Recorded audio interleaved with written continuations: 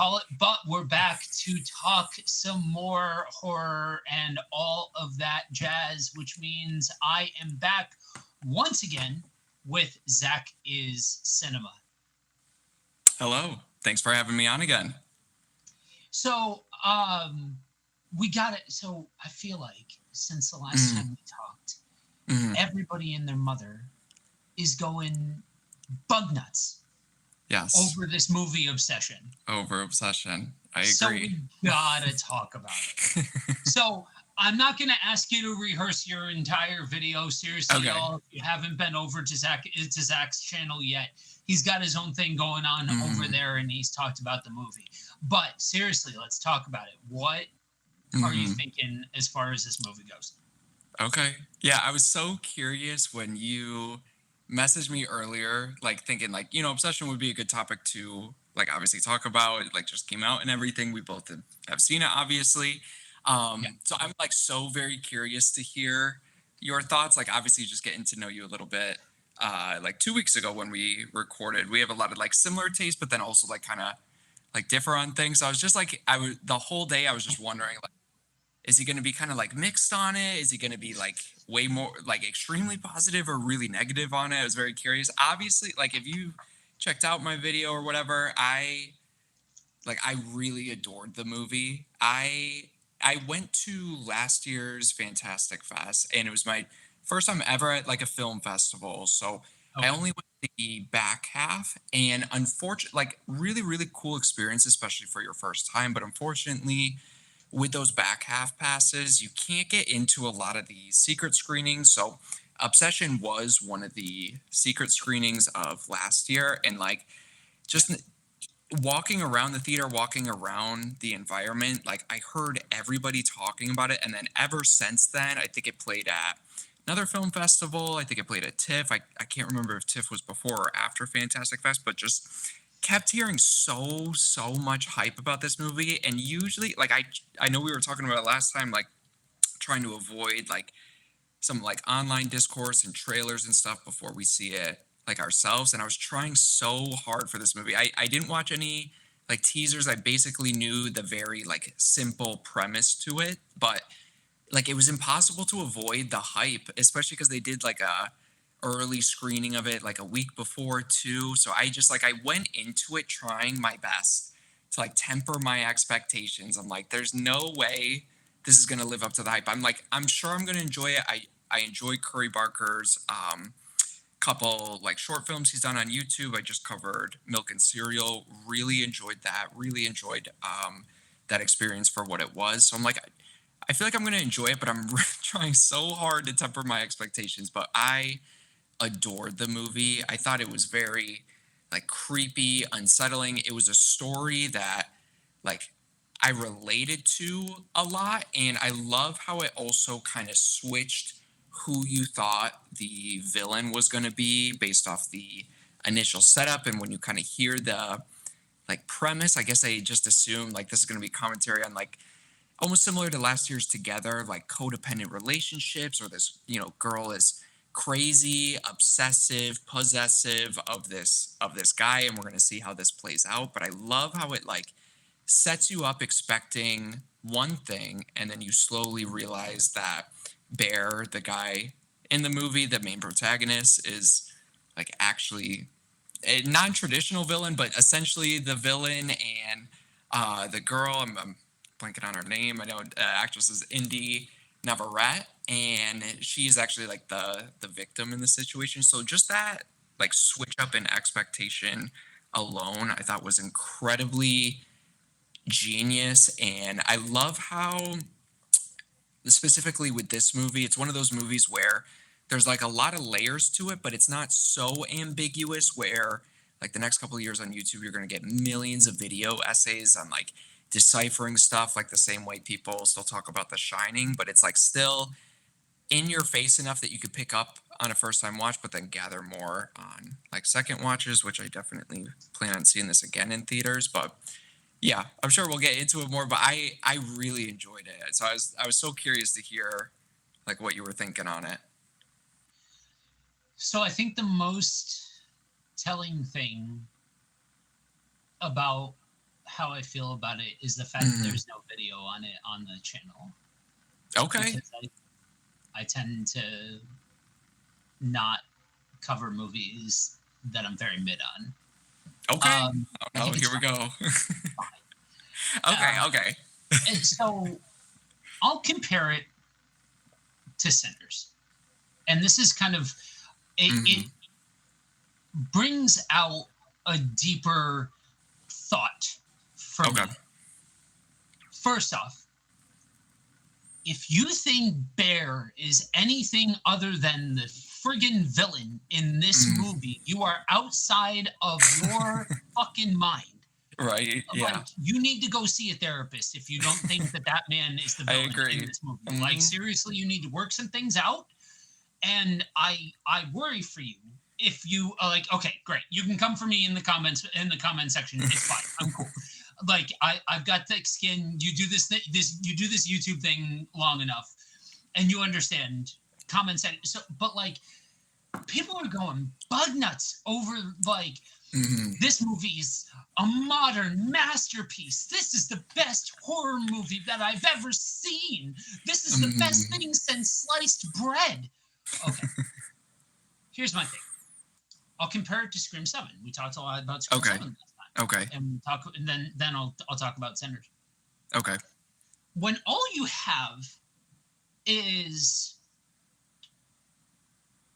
franchise sequels, Mhm. original storytelling sticks out like a sore thumb. Mhm. And I think that's part of why this movie is doing as well as it is, Yeah. because it is original storytelling.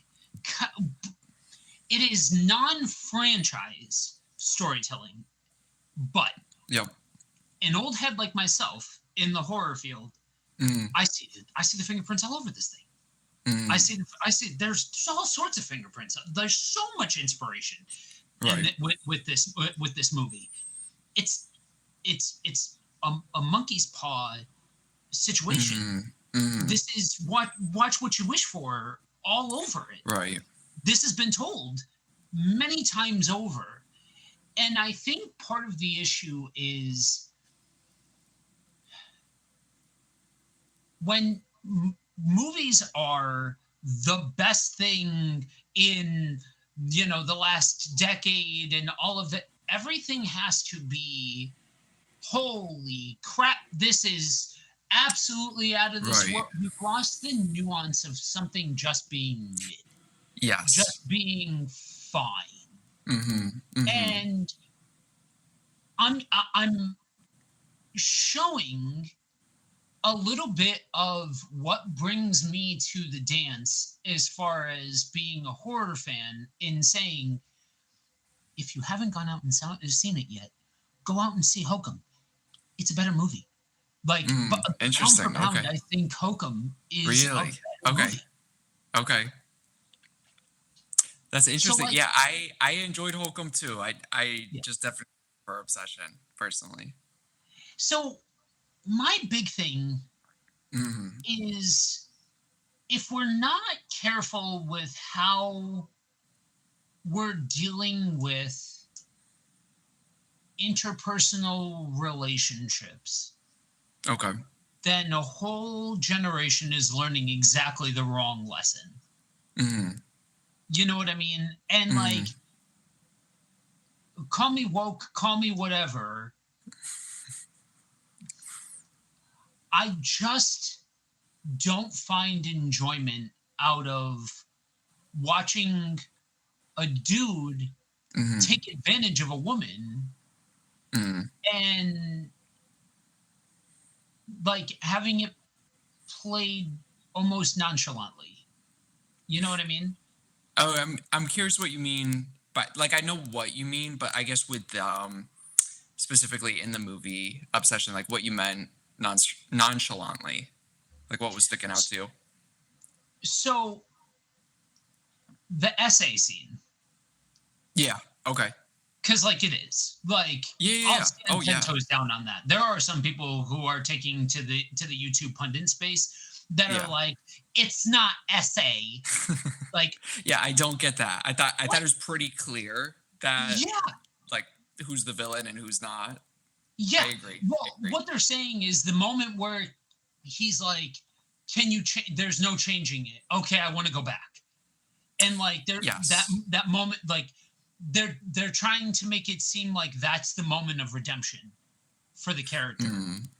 and that's Oh, what makes okay. it not the most extreme version of the Right. whole thing. And I'm like, Yeah.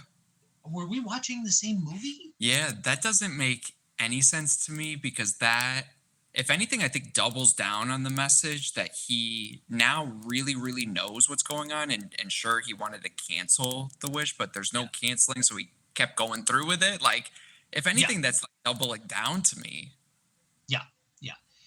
I just I can appreciate, for as much as I have, screamed from the rooftops, Hmm. man, I really wish we could get some original storytelling. Yeah. Man, let's make room for different voices to be able to tell their own stories and all of that sort of stuff. Hmm. That aspect is good. Right. But all in all, I think the movie was shallow. I Hmm. just don't think that it was like, I thought it was creepy.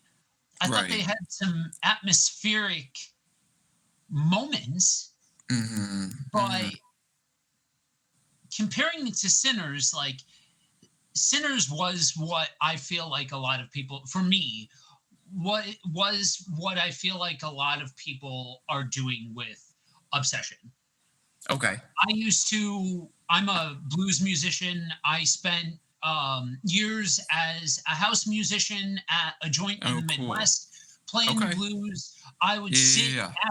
after we were done, I'd sit with a bottle of whiskey with the old heads and learn the history, because you're Yeah. talking Yeah. about enough years ago, and the age difference between myself and them, that you're Hmm. talking about parents and grandparents that were in slavery. And so we're Gotcha. talking about Yeah. really understanding the backbone of blues and where blues came from, and like the old slave songs and the whole nine yards. Hmm. And so for me, that movie was something special. That movie told a full and complete story, but Right. I'll be the first one to say, I think Ryan Coogler needed somebody to come alongside him and tell him, my man, Mhm, everything you're doing, it's about 10% less, maybe mhm. 15%. It's Okay. gratuitous. Like Yeah, yeah, yeah. it is exhaustive in certain ways. Like Mhm. he tried, like everything he does as much as he possibly can to the absolute nth degree. But that's Right. called nuance. Being able to say that this movie was amazing Mhm. but flawed. Right, right. Yeah, I definitely hear what you're saying, and it's, like, frustrating seeing a lot of, like, online commentary or influencers, like, when people hear, like, mid or okay, like, it Yeah. jumps to people assuming you hate and despise the film when Yep. really it's more of that, like, mixed positive kind of feeling, like, I enjoyed it, but, like, I have, like, let's not pretend it's, like, perfect sort of thing, and there's definitely, like, nitpicks for me here too with Obsession, and I definitely hear what you're saying, and I think the frustrating part is that, like, we have so many online critics now that are more of those online influencers, and they use the words, like best movie of the year, completely amazing, bone chilling, shook me to my core for almost like every other week, whatever the new release is. So then when you hear it again for this movie, I hear what you're saying. It's like frustrating because like I feel like those hyperbolic statements at least like fit how I feel about this film, like about Obsession, but then when you hear it all the time, it's like it loses all impact. Like realistically, there's not Yeah.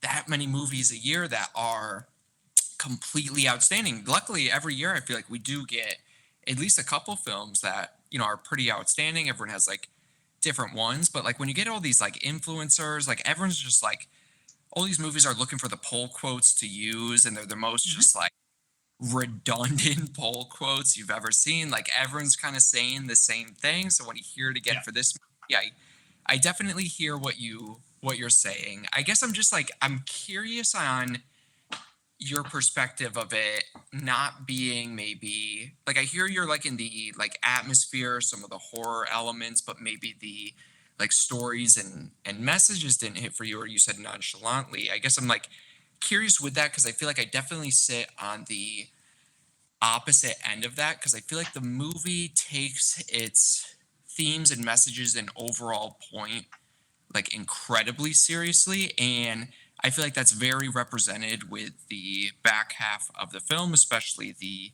end point of the film with just how dark and bleak it is, especially for Indy's character, but then also Bear, our main protagonist. I mean, he loses everything and everyone, including himself, like all these ramifications of his selfish desires and interests really do catch up with him. So there's that like weight at the end of the story he doesn't get like out of it. And unfortunately his actions have literally forever lasting impact on Indy's character, Yeah. Nikki. That's the name. I was this whole time I've been trying to think of what her name was, Nikki. So I guess I was just like curious to hear your perspective on maybe like what wasn't working for you in that way, if that makes sense. Yeah. So I think a big thing for me Hmm. is I can appreciate the fact that the guy left a lot in the like let up to interpretation Hmm. in certain regards. Um, that's why you get like one of the channels that I follow is We Watched a Movie. Oh I yeah. don't follow Okay. them anymore I've heard of them. because Yeah, yeah. yeah, Mike from We Watch a Movie. I'm assuming it was him because he's the one who's way Hmm. more active.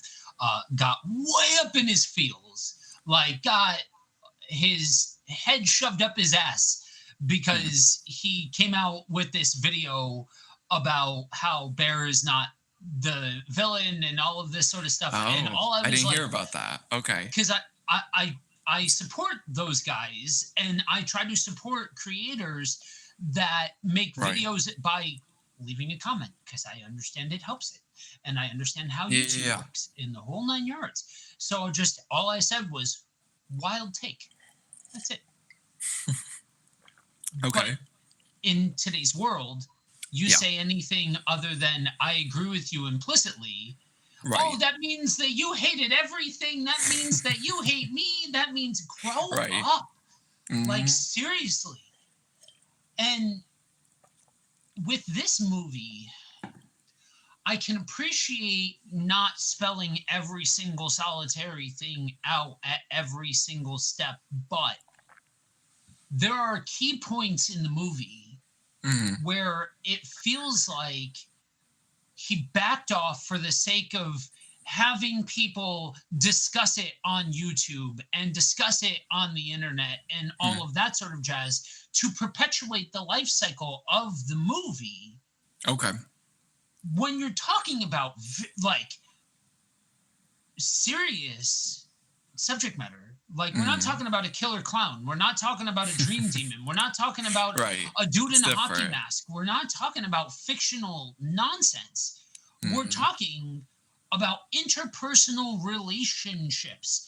Yes. Cool, if that's your bag, do it. Like I love that an original story got told and people love this Hmm. movie.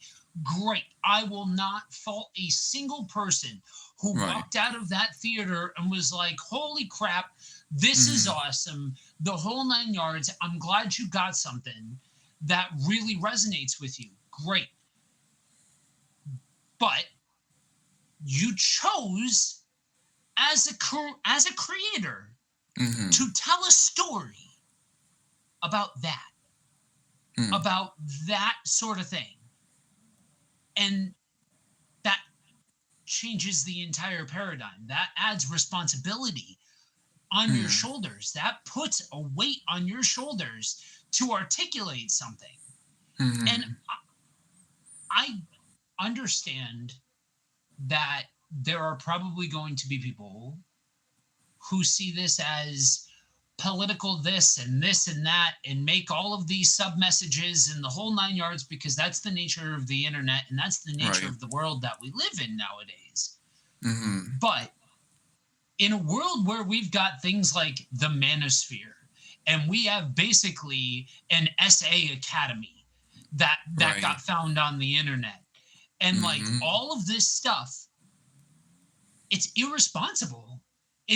It's just like to back off in any way, shape, or form when you're talking about this sort of stuff, to me, Mhm. is a misstep. To me, is not okay.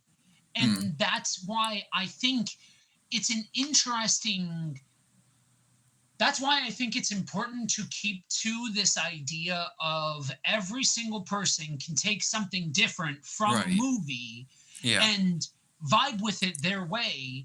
And that's what makes the plethora of the genre space. Mhm. And that's why we can have conversations about what brings you to the dance as far as a horror Right. fan goes. Like, what do you look for in horror? For some people, it's 80s styled slashers where it's boobs and blood and the whole nine yards, and like that's really what brings them to the dance. For other Right. people, it's post 2007 paranormal activity Mm. or post Mhm. 1999 found footage, whatever. Like there's Yeah. so many different on ramps that that's cool, but for me and my sensibilities and what brings me to the dance, you stepped up. You said, I'm going to tell a story in this specific space. So to Mhm. me, you have heightened responsibility on your shoulders. Okay. Yeah, yeah, yeah. I hear you. Did something like in the movie, do you feel like it didn't stick to like its messages or commentary or what it was trying to say about like relationships or interpersonal stuff going on with the characters? Like do you think it like had a lot of good ideas but didn't stick to any of them? I guess that's what I'm kind of wondering. So I think if I had to put it on a scale of 1 to 100%, I would Yeah. say I would give it, as a whole, the Mm, parts that are closer to 100% really raise the average. And yeah. it's not like it abandons it at the Right. points that aren't at 100%. But I think that there are points where you see the ebb and flow of it, where he's leaving just enough space to to create ambiguity in Mm, very key spaces. And okay. I think those are the points where then you can turn around and say, well, is he actually, as we're seeing all over the Right. influencer space right now? Yeah, I definitely okay. I hear what you're saying, but I don't know if I would put that on like Curry Barker or the Right. filmmakers because I think like we both agree, like honestly, up until like yesterday or like 2 days ago, I like started hearing stuff of like people debating like is Bear the villain? Is Nikki the villain? Is it somewhere in between? I'm like, did we watch a different fucking movie? Like I thought it Like, was pretty seriously. I started questioning what I was like what I just watched. Did my theater get like some different fucking copy of this film or something? I just like sure at first like first like 10 15 minutes he's a very like sweet, quiet, empathetic like guy and he really has interest in this girl, like crush on her for years and I feel like majority of people especially around that age can really relate to something like that but then you see him like slowly keep going with it when there's so many moments for him to stop even though it would take a tremendous sacrifice on himself he keeps trying to weasel himself like out of it so I see what you're saying I think with how Curry Barker and his whole team behind him, I thought they communicated the point effectively. And I find it kind of interesting that people are debating this and if Bear is like the villain or the victim in the situation. And I almost like it almost kind of feels like they're pointing the mirror back like at themselves. Like Bear is the villain, and I think people Yeah. debating it, like Bear in the movie kind of shows the danger of that kind of like victim mentality, that selfish desire of like, well, I'm a nice guy, like I deserve it. I don't want to like, go on a tangent about like the like incel community, but I loved how this movie was able to kind of commentate on that type of thinking that is very Yeah. damaging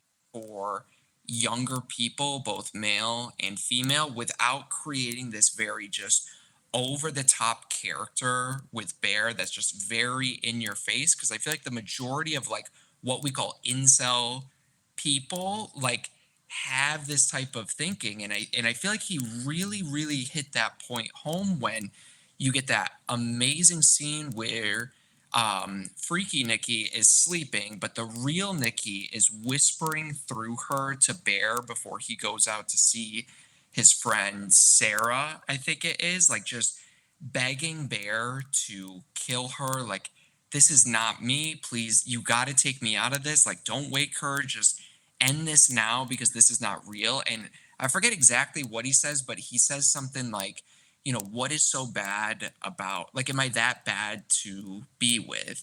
And I feel like that's where he hits his message and theme, that this guy Bear knows what he's doing. He knows what he's doing to the real Nikki, but somehow deep down feels like he deserves this and is putting himself in that victim mentality. I feel like at that point there is no debate past that if Bear is the villain or not. So I feel like all the outside commentary is, like obviously I love when people can have different interpretations like of movies and stuff, and I'd love to kind of hear how someone's like kind of getting to that conclusion. I hear what you're saying. I just personally wouldn't put it on the filmmakers because I think they made it like pretty clear. Obviously, I don't think he's this like Darth Vader mustache twirling villain. I think it's ambiguous. I'm not. I can't even say it right. I think it's like up to interpretation a little bit because of how realistic they make the character of Bear, if that makes sense. Yeah, and I can understand that. I can. Mhm, I just I don't. I think there's a level of it where it makes all of the sense in the world with what you're mhm. saying, that it's not Yeah, yeah, on yeah. Trey Barker and his team. That there are some people that like I, I'll I'll be the heel in this conversation. I'll say the Mhm, quiet part out loud. mhm, Like, I think people are showing their ass in this one. I think this is a homing beacon for incels to show themselves. Like, seriously. Like, some of the wild nonsense that I have seen mhm, are just mhm. wild. Yeah. But like, and no, again, in the sense of nuance, like, I'm not saying every single person who watched this and thinks a certain way is that, but Right. I do think that there's a little, I don't know, I just feel like there's a little further they could have gone to explicitly state the thing. I think they Okay. kept the quiet part a little too much. I think they could have put the quiet Yeah. part out loud just Okay. a little bit more Okay. because of the world that we live in. And Okay. again, to me, I think creators have a responsibility. I Mhm, think creators have a responsibility to tell a story about something in a way that, like, I don't know, I'll take it back to Sinners, because if we had mhm, a movie like Sinners and the clan members at the end won, mhm. people would be losing their fucking minds. People would lose their Yes. minds. Mhm. It's the I agree. exact same thing. Okay. Okay. Yeah, I hear what you're saying, and it's like it's interesting kind of hearing your perspective. I totally get what you're saying, and I think in a strange way, that's almost what I really appreciate about the film is that not that it's like, at least to you and me, it's not so ambiguous. We're here sitting debating if Bear's the villain or not. But I think it's like portrayed in that very realistic way that you see in abusive relationships, where it isn't so much as like right in front of your face. A lot of the like abuse or like slight narcissism within couples or romantic relationships can be like very subtle, and a lot of abuse doesn't really show its head until it's been like happening for years and years and years. So I kind of liked the subtleness to it while also being, at least for you and me, like very clear, because I think that's what like felt very realistic about it too. And I liked it too because like it's just something, especially a couple years back, that I just like felt like I really connected and related to. Like I know what it's like to be that character of Bear. Obviously, I'd never has gone as far as to go to some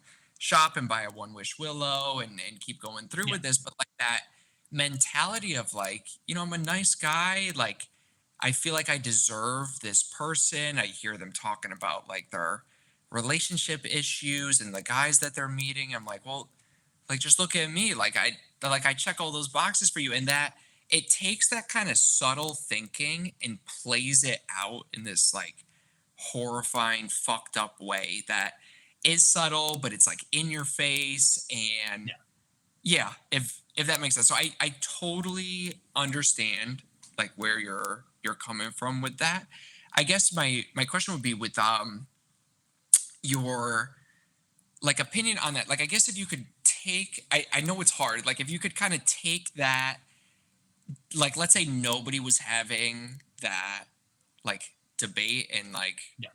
yeah, no one was having that debate. Like I guess what did you said you liked like the like horror atmosphere like parts. I guess I was just curious like what like connected with you, specific things you wish were done like kind of differently throughout the movie besides like the like Bear and Nikki stuff, I guess, if that makes sense.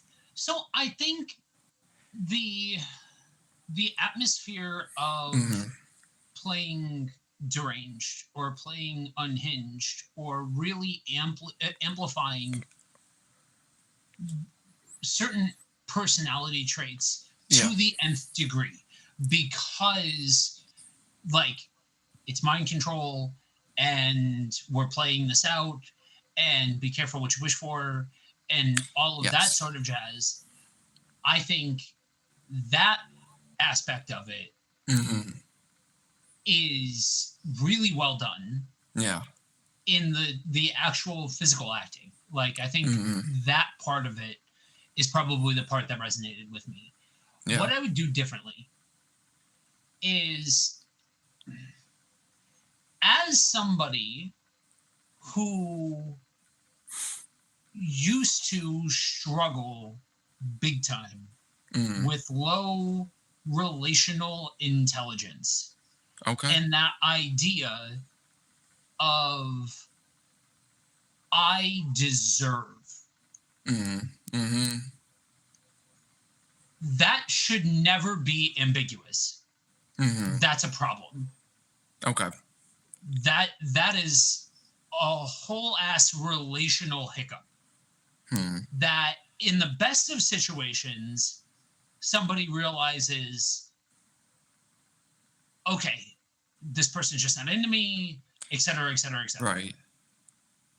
In the worst of situations is how you get into like stalker territory, is how you get into serial killers, is how Yeah. you get into very real violence, very real tragedy, Right. very real world things that don't Yeah. need some supernatural thing Mm. to incite the problem.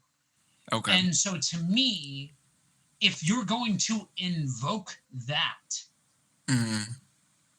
then that should be all gas and no brakes. There should never Hmm. be a point in any of it where you're justifying that. Like that should be played as a villainous uh character trait Right. the entire time. So when Yeah. I say that I think Curry Barker backed off in Mm. areas where he probably should have hit the gas, that's a big part of what I'm talking about. Where like if all you're doing is looking at the final portion of the movie, Mm. I think both of us would stand with complete confidence and say, no, he did play him exactly as the villain. And Mm. I really, really struggle to get on the same page as anybody who says otherwise. Yeah. But that's not the totality of the movie. Mm. A whole lot of Mm. steps happened before we got to the very bleak ending. Right. And I think that the road to get there really could have done more, and I think would add a bigger stamp to the bleak ending Mm. if you didn't go more ambiguous in the lead up. Mm. Mm. Okay. Yeah.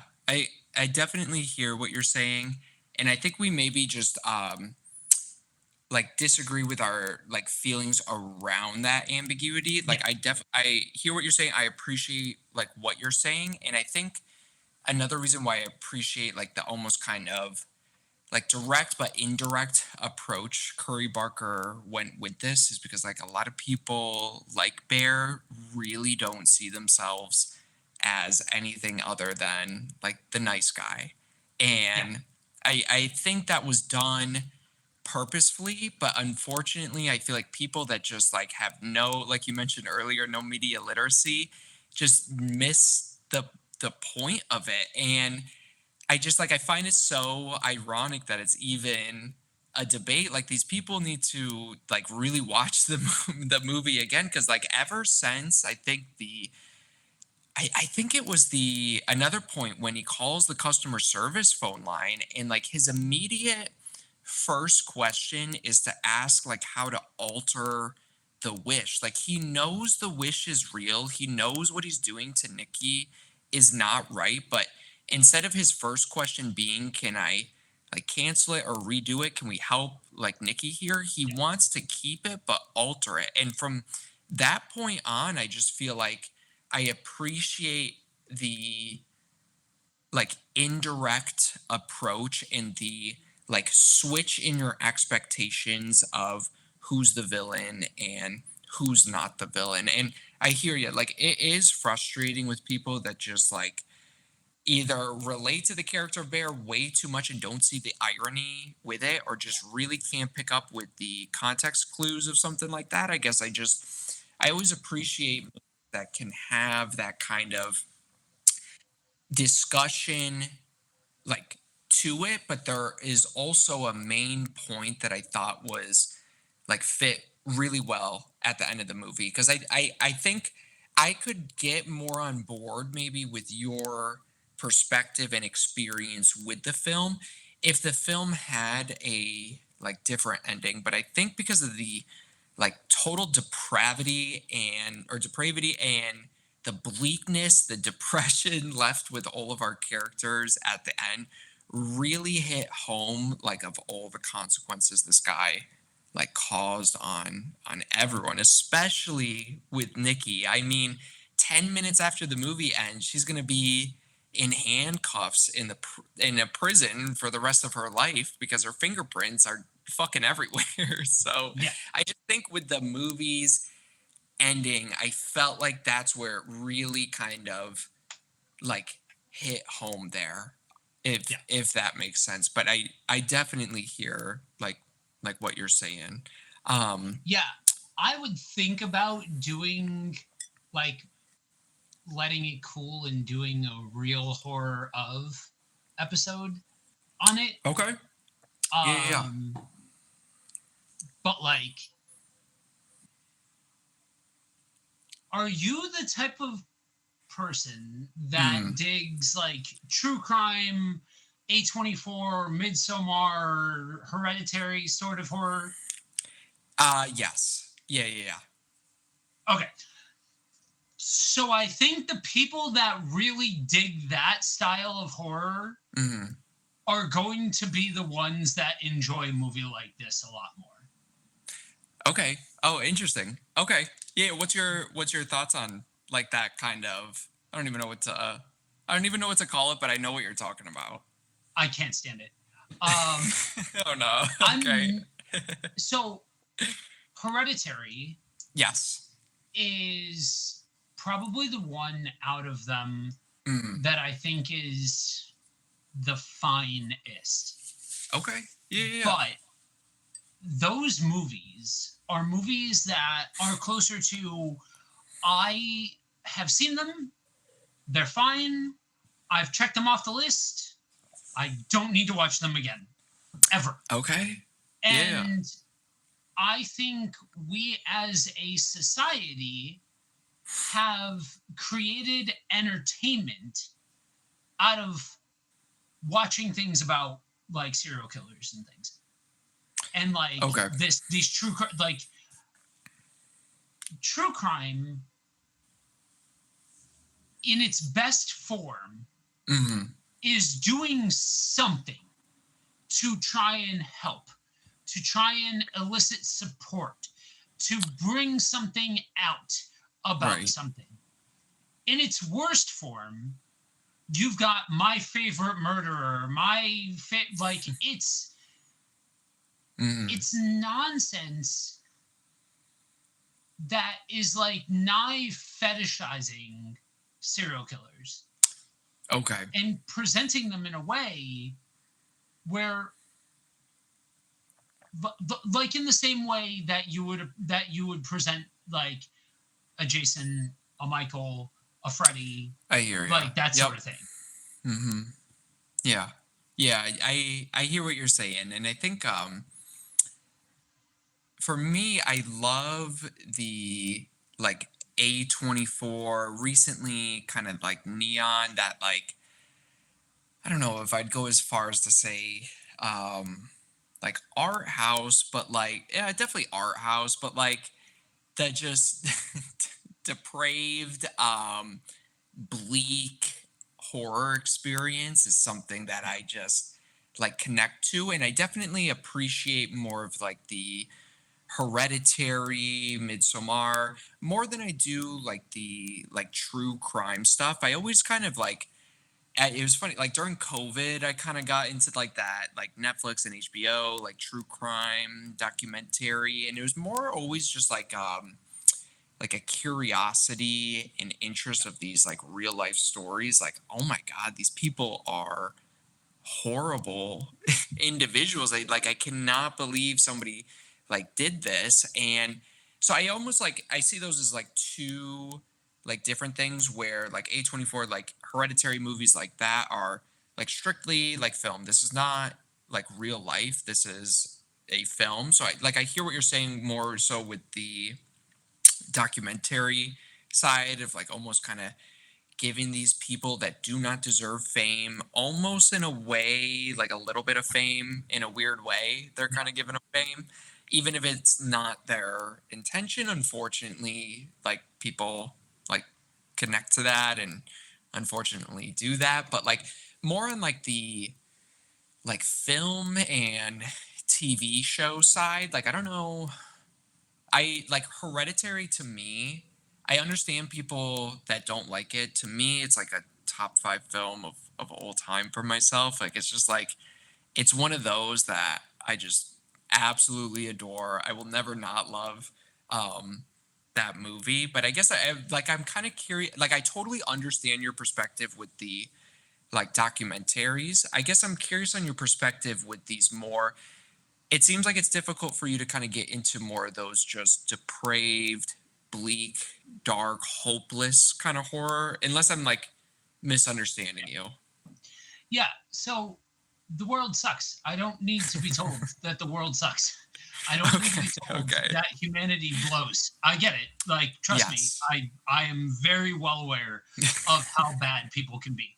And Mm, when everything is a meditation on grief, it okay. just becomes tired. Okay. Yep. And like, if it is exhaustive to watch something, I'm not necessarily gonna dig it. Okay. Yeah, yeah, yeah. And that's part of where, like, to me, like, yes, I understand that people suck, but the more interesting story to tell Mm, is the thing outside of our control or the supernatural thing or like that sort of deal. yeah. And I think it's low hanging fruit to just keep going back Mm, to we're gonna give a metaphor about family issues. I Now hear part ya. of that is the fact that, like, I could write logs of things about Mhm, family issues. I could mhm. write a master's level thesis statement on family issues. I don't Yes. need to be reminded at the cinema that families suck. Right. Believe me, I know. Hmm. So part Mhm. of it is touching the hot thing. Okay. It also goes into the same thing of, like, I think one of the cheapest storytelling things that you can do. The only one that I feel like actually handles it at least with gravity is Mm. Pet Cemetery, Okay. is Kill a Kid. You kill a Okay. kid, Yeah. you're scratching the bottom of the barrel. You're shock jock. Go hang out with Yes. Howard Stern. Like that's it. Like I just don't I don't think you're doing anything interesting. Right. I think you are scraping the bottom of the barrel. I think you are creatively bankrupt if you're killing a kid. I Like I hear just ya. don't Yep. think it like because if you're not telling a compelling enough story, Yeah. then you've got to go for Saw levels of torture porn, or you've got to go to Right. Human Right. Centipede, or you've got to go to Let's Chop Up a Kid. You know what I mean? Like you're just Yes. pushing the envelope for the sake of how Mhm. far can I go before people stop coming to watch my things. Yeah. Yeah. I definitely I hear ya, and it's like it's always so interesting talking to people that like don't connect with the like films that like I connect with, and I totally get the perspective because like I've shown people like some of my all-time favorite movies including Hereditary, and they just it doesn't click with them. And like at first it kind of like I'm sure you know that feeling, like really excited to show someone a movie and they're just like, like it's whatever. It like almost kind of breaks your heart there for Yep. like a brief moment.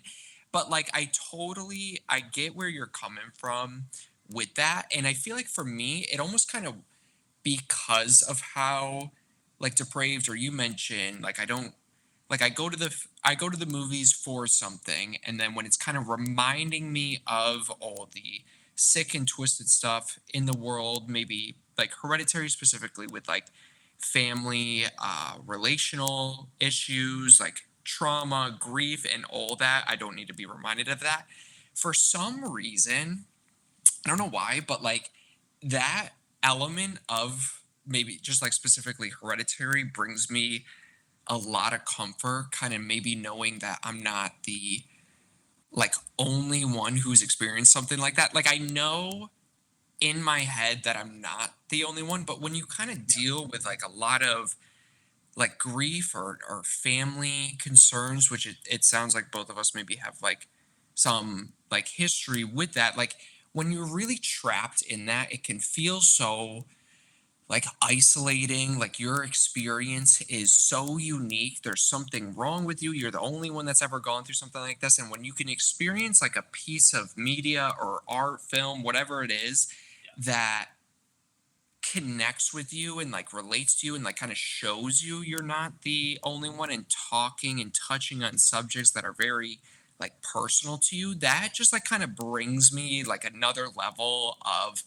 like comfort and appreciation to a film. So it's so interesting kind of hearing your perspective for the very reason that makes sense that you don't connect with it is like the very reason why like I connect with it too. So Yeah. that's it's interesting kind of hearing you talk about that. And that's to me what I think is so beautiful about the genre. And like, okay, Yeah. we're 50-ish minutes into the podcast. Oh shit. So I think if people have gotten this far, they don't need Mm, to hear this. But if right. you're rage watching and we've and you've heard my takes and all of that, because Yeah. I feel like out of the two of us, I don't know as though I've necessarily had like scolding hot takes, but I Hmm. definitely think I'm the heel of this conversation. Say it with me, like what you like, don't be a dick. You know Yeah. what I mean? Like that's the Fully beauty agree. of the Fully of agree. the genre. And there's so many subgenres to horror that it's very much a choose Yeah. your own adventure. So I can Yes. appreciate when somebody's like, "Oh, hey, I'm not alone." Now I'm going to show my ass here a little bit and say, "Yeah, I'm of an older generation that was forced to be like, I don't really care if other Hmm. people vibe with my Yeah. experience or things like that. Okay. Yeah. I Yeah. don't get that luxury in life." And Yeah. like, Yeah. I say that, and that's a very Gen X thing to say, but like, I also think it's lower. I think it's a lazier take to say Gen Z are the ones that are really thriving in today's horror environment.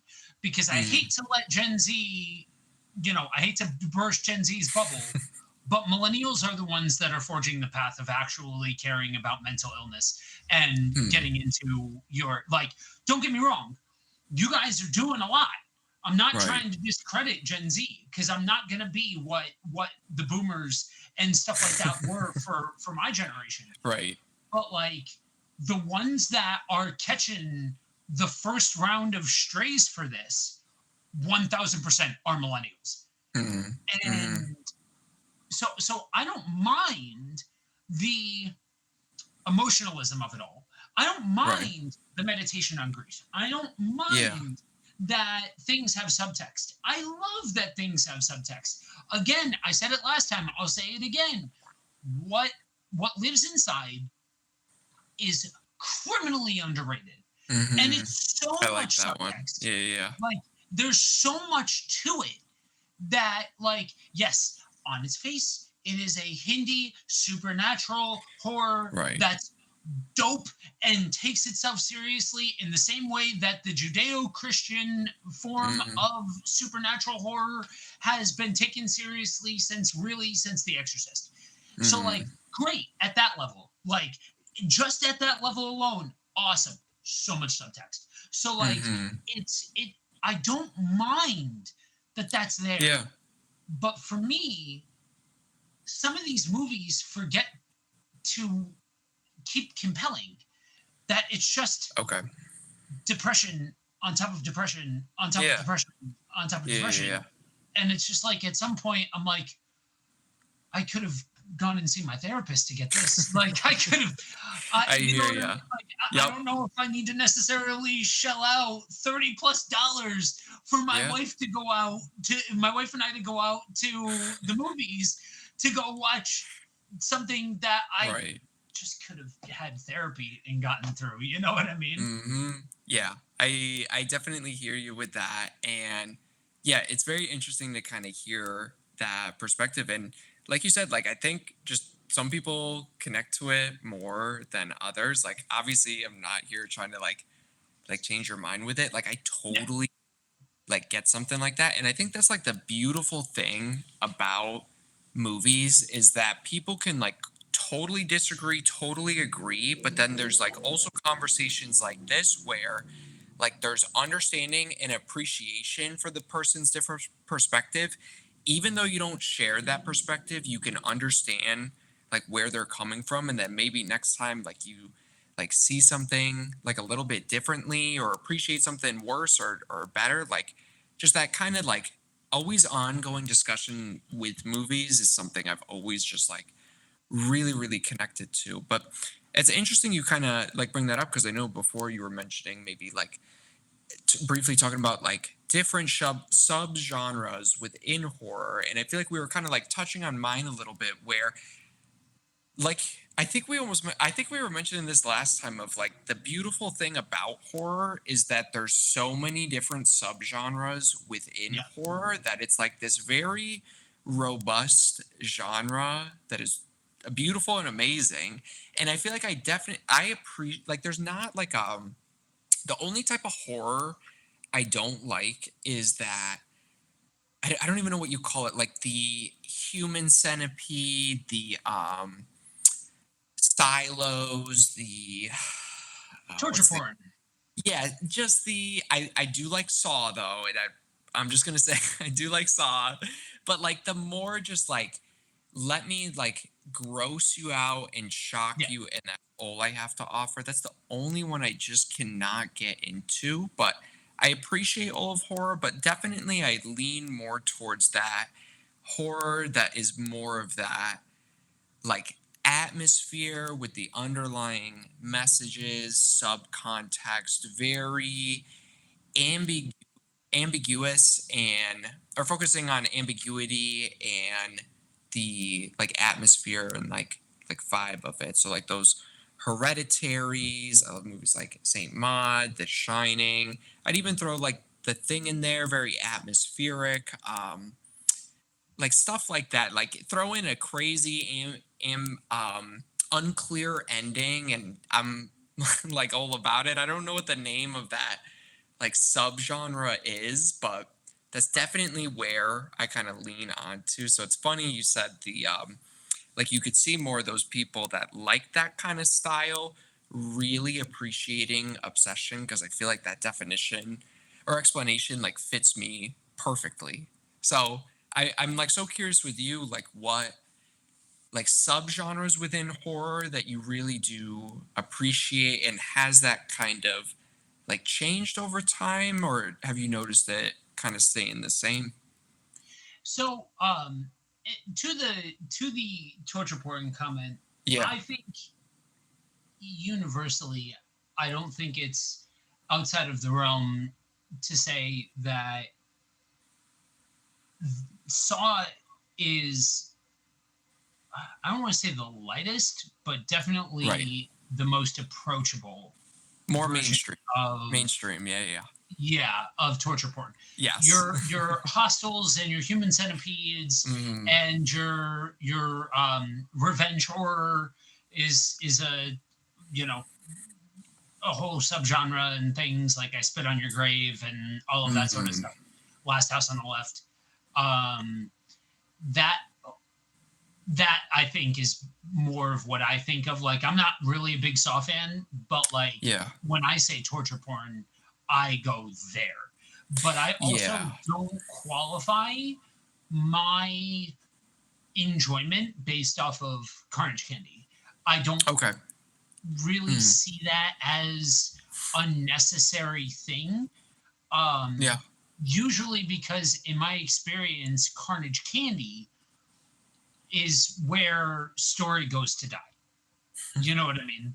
Hmm. Um, so for me, if I had to Mount Rushmore my subgenres of horror, I would say found footage, Okay. paranormal, um, slasher, which somebody's gonna cry foul because they're gonna think of things like Friday the 13th, and I'm not a Friday the 13th fan, which I Right. will get a pitchfork I from am in not either. Don't some worry. circles. I am not Um, either.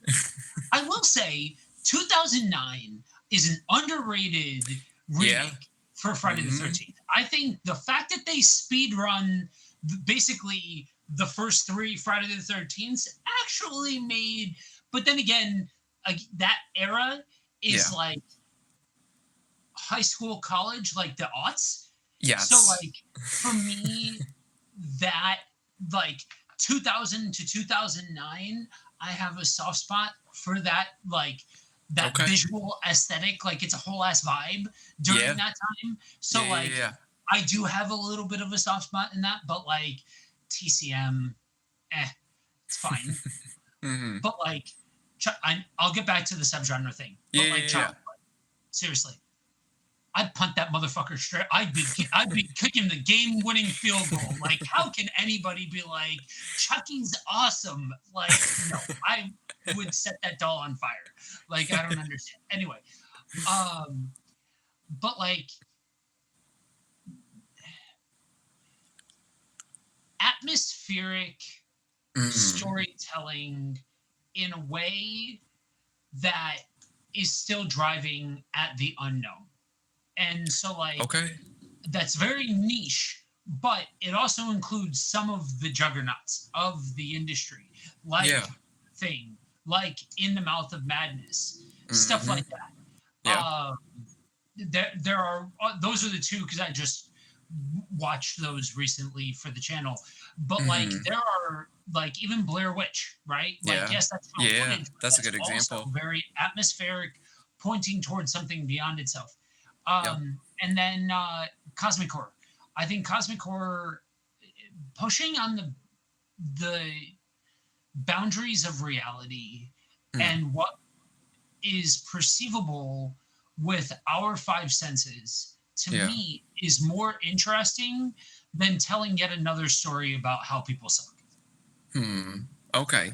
See, that's very. I appreciate your love for like found footage, some of the atmospheric stuff. I think we touched on it a little bit. I love a good like slasher too. I'm with you. I think the 2009 Friday the 13th is severely underrated. And if I had to choose one of those movies to watch, like tonight, let's say, I'd go with the 2009 one easily.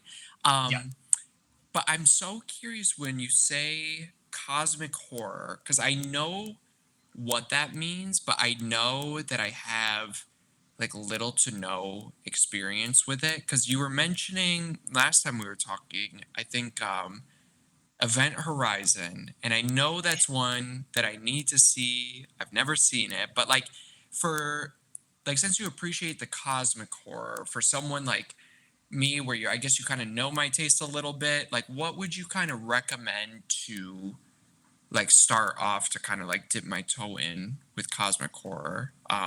Cuz like I know like what that means, but I know I have like no experience with it. So I think you should watch The Endless. I think The Endless I do have I'm is pulling up my letterbox right now actually.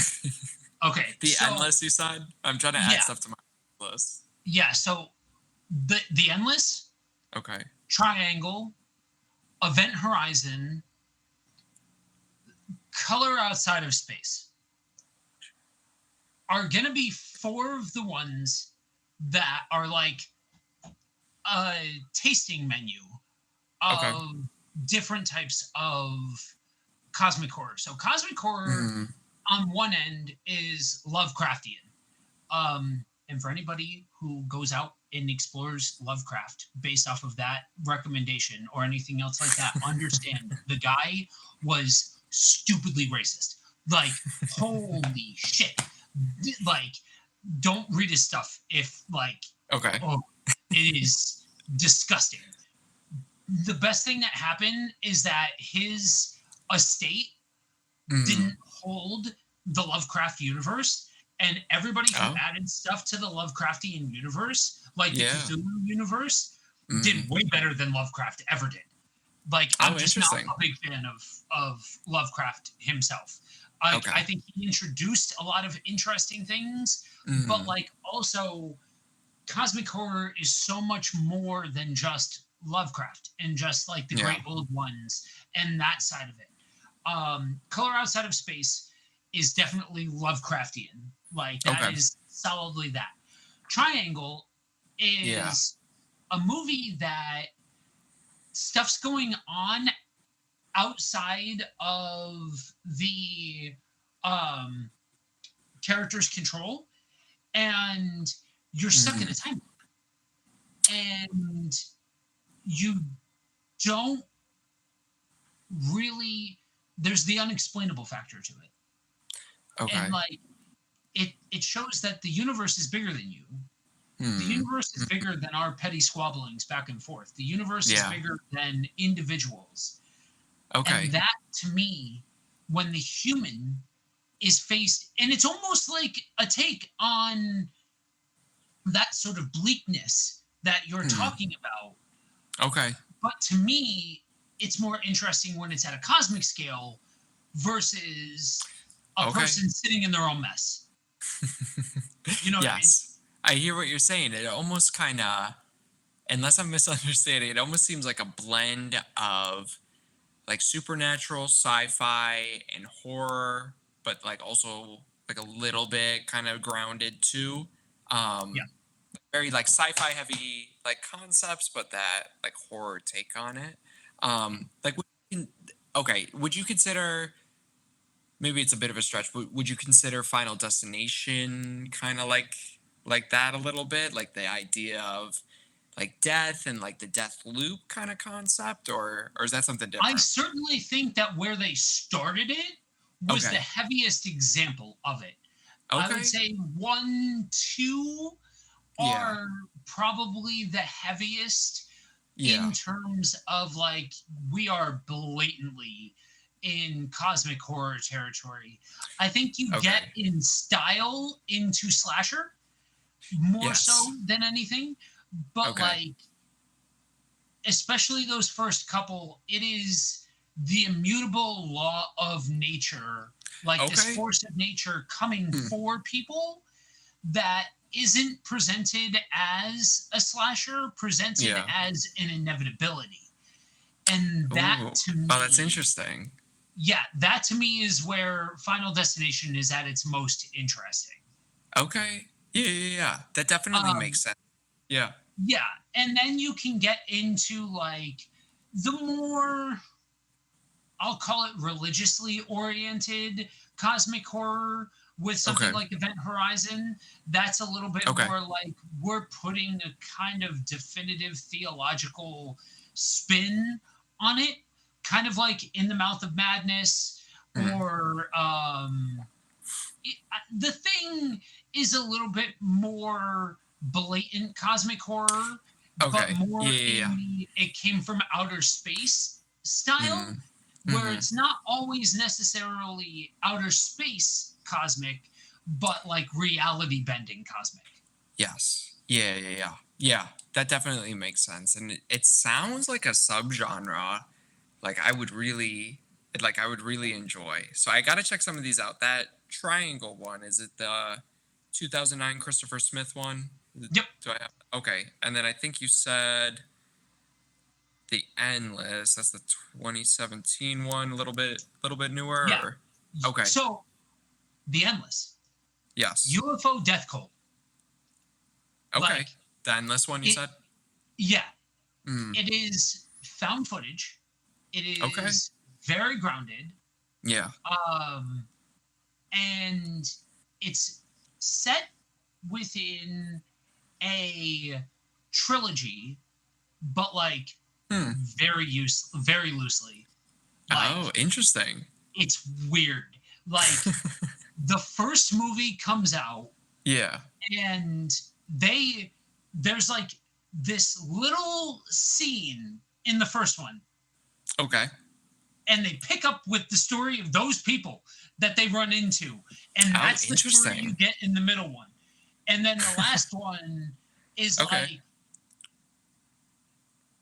like the after effects, like it's the Oh, most that is such a, disconnected but still set in the yeah. same universe.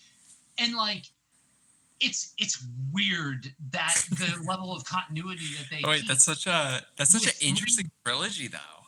Yeah. It's a cool idea. um but like there's years in between the first one and the second one. Yeah.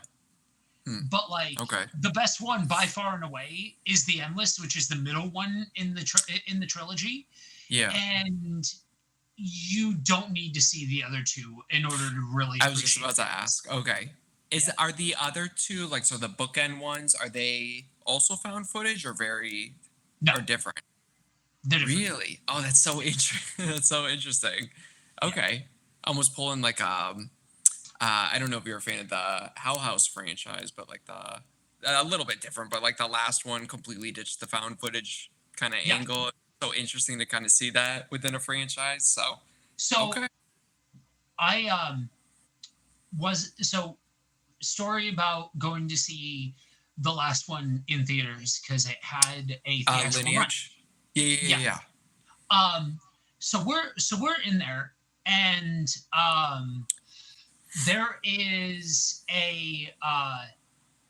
there's a group of people that Mm-hmm. are in the theater that are all like in a very specific section, all grouped together Yeah. in the theater. Okay. Turns out they were a bunch of the extras and people like that. So Oh, like I'm cool. not gonna I'm not gonna out myself, Yeah. but I'm also from the general area that this thing was shot. Oh, So no like way. yeah. Um and so finally, so like we're sitting there, we're waiting for the movie to start. Yeah. My wife turns to me and goes, "I'm really bad at faces." She Mm. shows me a picture, goes, "Is that that guy?" And I look, it's fucking Steve Cognotti. The director was there in the No theater, and we way. got a chance to hear him talk before the movie started. Oh, cool. So, like, Dude, it I'm was assuming they dope. weren't billing it as like a Q and A thing, right? Like, was this unexpected or? It was completely unexpected. We had no idea. Oh, I'm so jealous. That's so cool. Yeah, so like I'm a huge Hell House fan. I think Hell Okay. House is better than it has any right to be. That I think first the one, yeah. entire series is amazing. I Mm, don't think that there is a low point in the entire thing, and I would mm. love to sit down with anybody that's like the last one was convoluted. Did you watch all of them? Because we're at Avengers Endgame, friends. Like I'm just like that's I heard some wild outtakes. I watched the first one and the second one, and then I watched the last one, and I didn't understand what. No Gotcha. shit, Sherlock. Like, why would you go into the last one without having Hmm. seen the four movies that came before that? Yeah, that's weird. Okay. We might have to make like a whole separate episode maybe on the Hell House one because Yeah, it was just last year I got really sick. I forget what I had, but like I went on just this found footage binge when I was really sick. And one of the movies I discovered just completely randomly was the first Hell House LLC movie. yeah, I watched it, adored that movie. I think it's criminally underrated found yes, footage horror movie that is genuinely creepy with a really cool story wrapped around it. I love the mockumentary angle that they go for. And then I realized I had this whole like franchise with it. And then this was like 3 months before Lineage was coming out. And I'm like, this has to be like a sign from God that I got sick, stumbled across this yeah, franchise. And I just like kind of was really taking YouTube a little bit more serious at that time. It was like basically the first franchise series I kind of covered. And like my Hell House Lineage review was the first video I ever had over like 1,000 views. So like that franchise like holds a special place for me. I'm very mixed on Lineage. I'll just give you that heads up. I have to rewatch it though. yeah. I definitely have to rewatch it before maybe we do like a Hell House kind of episode because I'd love to kind of rediscuss that franchise. But the first one incredible, and then the what's the fourth one that Karma's it's Illusion. yes, I think that one is super, super solid. Two and three are okay to me. Yeah, I think if I'm remembering correctly, I think I liked three more than two. I'm trying to that's remember now. interesting. Usually, I hear people say that they don't like three. Uh, that might be me. I gotta refresh my memory. But the first and Yeah, fourth one, I really, really enjoy those. yeah, yeah. Um, so having been a scare actor, Yeah, those movies like that first one I thought yeah, was a really cool premise that yeah. like they're setting up the scare acting environment, like the haunted Hmm. house, the whole nine yards. Like I thought that was a really interesting way Yeah, to set up the environment and get everything going, you know what I yeah. mean? Definitely, definitely. So Um, good. yeah, sorry, real quick. I know we're kind of like reaching that hour and a half point. If you don't mind, I meant to bring this up when we were talking obsession. I was very curious on your thoughts because I I know like Curry Barker's getting all these like interviews and stuff, and I see people pulling him like out of context. Like I think he did an interview a couple days ago of like somebody asked him, "Would you ever like to tackle Nightmare on Elm Street?" And like he gave this very generic answer of like, "Yeah, that'd be cool." And then headlines are running of like Yeah. Corey Barker's thinking about going to Nightmare on Elm Street, but he did mention something of like he would have an interest in an anthology kind of series centered around the One Wish Willow of following different stories, almost like this Twilight Zone esque kind of series, this anthology series of following people with One Wish Willows and kind of playing out different wishes. And when I first heard that, I was like, oh, that's very, like, that's interesting. That's like a cool way Yeah. to kind of expand on the story without just, here's Obsession 2 or Obsession the prequel. But then I was thinking about it more today because I knew I wanted to ask you about it. I I feel more like frustrated that we can't just have this one film Seriously. without already the discussions of how do we make more of this. And I feel like the anthology idea is more interesting than a direct sequel. I'll give them that, but essentially I don't see how you could get out of the point of just making the same point, the monkey paws point of be careful what you wish for. Like that would Yeah. be everything. So I guess I was just like, I didn't know if you had heard about that, like what your kind of thoughts were on that. I heard about the nightmare thing. Yes. Um, I saw the original interview and then saw immediately afterwards Hmm. so many places were like Curry Barker doing Nightmare on Elm Street. Calm Yes. down. The anthology thing is intriguing, and I think you would do good at it. Hmm. Yeah. It's just an anthology, like Yeah. not an anthology centered around the One Wish Willow, because like it's a monkey's paw. It's Mm. the you make a wish, and Mm. the it's not Disney here. Like you're not Right. getting the best possible outcome, and so eventually that Hmm. becomes tired. And doing Yeah. that over and over and over again, like, dude, you did a good thing. Like, you've got people talking. You've done Hmm. something that a lot of creators wish that they could do. Yeah. Springboard it into something else. Like, Yes.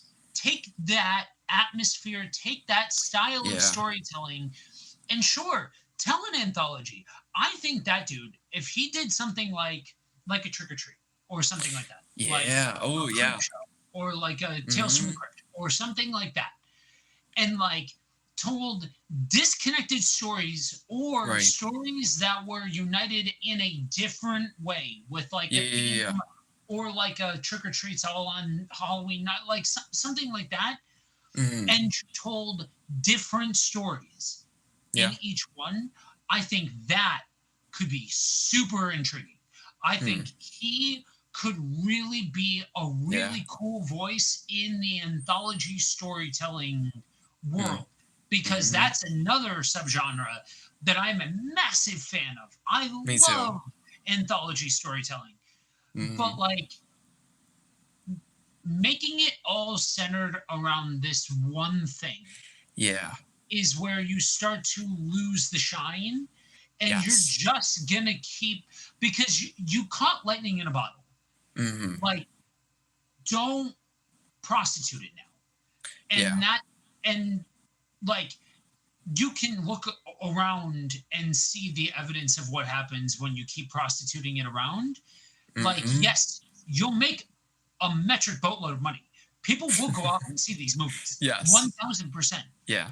But like creatively, if you care about the creativity of it and the art of it, you're just going to have diminishing returns every single time you step Yeah. up to them. Yep. Yeah.